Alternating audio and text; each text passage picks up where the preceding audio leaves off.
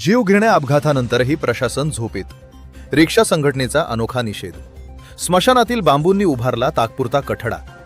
पेण खोपोली मार्गावरील भोगावती नदीपुलाजवळील धोकादायक ठिकाणी प्रशासनाचे दुर्लक्ष कायम असल्याने चावडी नाका येथील 3 चाकी रिक्षा चालक मालक संघटनेने संताप व्यक्त केला आहे.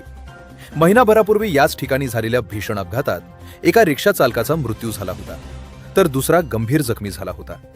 यावेळी भोगावती नदीजवळील हनुमान मंदिर परिसरातील जीवघेण्या खड्ड्यामुळे हा अपघात घडल्याचा आरोप स्थानिकांकडून करण्यात आला होता. मात्र या घटनेला 1 महिना उलटूनही संबंधित विभागाकडून संरक्षक कठडा, क्रॅश बॅरियर किंवा इशारा फलक उभारण्यात आलेला नाही.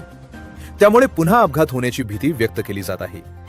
या पार्श्वभूमीवर चावडी नाका रिक्षा संघटनेचे अध्यक्ष अमोल घोटणे यांच्या नेतृत्वाखाली रिक्षा चालक मालकांनी एकत्र येत प्रशासनाविरोधात निषेध नोंदवला.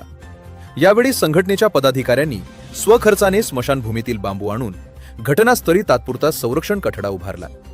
यावेळी अमोल घोटणे यांनी प्रशासनाला तातडीनं कायमस्वरूपी क्रॅश बॅरियर बसवण्याची मागणी केली. तसेच या मार्गानं वारंवार प्रवास करणारे लोकप्रतिनिधी आणि राजकीय पदाधिकारी यांनीही या गंभीर प्रश्नाकडे लक्ष देऊन आवश्यक उपाययोजना कराव्यात, अशी मागणी रिक्षा संघटनेच्या वतीनं करण्यात आली आहे. रोजी आमचा एक रिक्षा चालक इथे अपघातामुळे गेलेला आहे. प्रशासनाने याच्यावरती काहीही लक्ष दिलं नाही. त्याच्यामुळं आज आम्ही चावडी नाका रिक्षा संघटनेतर्फे आमच्या स्वमेहनतीने आणि रिक्षावाल्याला कमाई काय आहे ती आज सगळ्या लोकांना माहिती आहे. रिक्षा वाढलेल्या आहेत. पाहून ते 1 तासानी 1 नंबर लागतो 30 रुपयाचा.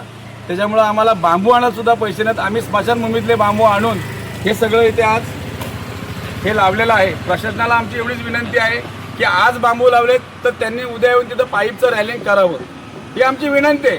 दोन्ही साईडला जेणेकरून परत इथे कुठे अपघात होऊन एखादा आमचा बांधव, बाईकवाला नको, गाडीवाला, रिक्षावाला, जे कुणी पण असतील तर त्याचा जीव वाचावा म्हणून आम्ही केलेला आहे. तर प्रशासनाला आमची एवढीच विनंती आहे की त्यांनी लवकरात लवकर इथं येऊन हे पुढील कार्य. आपण पाहत आहात शिवतेज समाचार न्यूज चॅनेल.